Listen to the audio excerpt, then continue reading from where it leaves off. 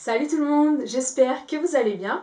Bienvenue dans ma série de vidéos sur l'organisation. Le concept, c'est que chaque semaine, je teste une méthode d'organisation et ensuite, la semaine suivante, je fais une vidéo résumée pour vous expliquer ce que j'ai trouvé de bien et de pas bien sur cette méthode en particulier. Et aujourd'hui, je vais parler de la matrice d'objectifs que j'ai testée la semaine qui vient de passer. Vous pouvez cliquer juste ici pour voir la vidéo explicative du concept de ce que c'est. Alors, les avantages, c'est que diviser sa vie en 4, en vie professionnelle, vie personnelle, vie amoureuse et vie sociale, ça permet d'avoir un certain équilibre dans sa vie et d'éviter par exemple de passer tout son temps à bosser toute la semaine en oubliant complètement ses amis, sa famille, ou soi-même, en oubliant de manger, en oubliant de faire du sport. Ou ça peut permettre aussi d'avoir un équilibre par exemple et d'éviter, si on est une personne dépendante affective, d'éviter de passer toute la semaine sur sa vie amoureuse, son couple, essayer de résoudre les problèmes, d'essayer de se voir et tout ça. Donc le premier gros avantage, c'est vraiment que ça permet de diviser donc sa vie en 4 pour réussir à l'équilibrer.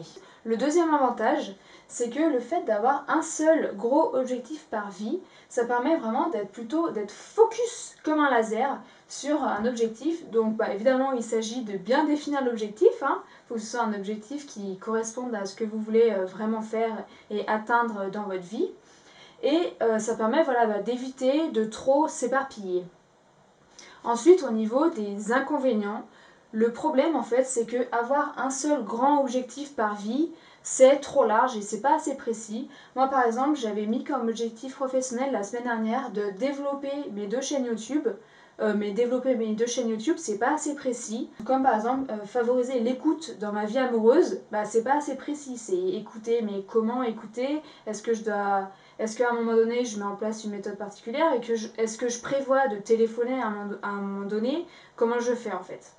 Du coup, je trouve que ce qui serait mieux, ça serait de garder donc un objectif principal, en fait, qui permet de poser l'intention pour la semaine à venir et de garder l'idée générale et pour chacun de ces objectifs grand général, de faire des objectifs précis et particuliers.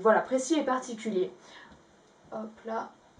Hop là. Donc pour chacun, d'avoir des petits objectifs plus précis et si possible de définir ces objectifs-là en respectant la méthode SMART. Donc c'est d'avoir des objectifs qui soient spécifiques, mesurables, atteignables, réalistes et temporels.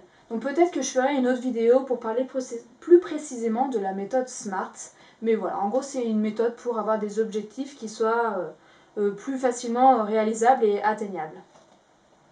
Voilà, donc en résumé, je trouve que c'est une méthode qui est top, à condition de préciser plus précisément ses objectifs. J'espère que cette vidéo vous a plu, que vous avez appris des choses. Vous pouvez vous abonner en cliquant ici dans les plantes vertes. Et vous pouvez voir une autre vidéo de la chaîne YouTube en cliquant juste ici.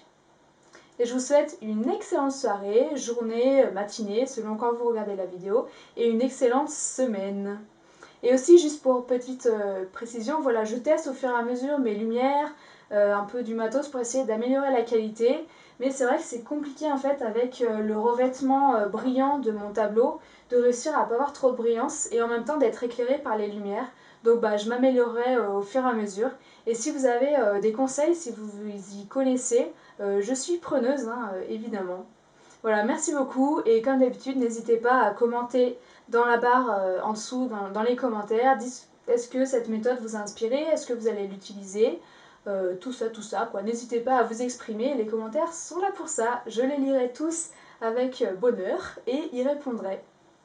Sur ce, je vous dis ciao ciao!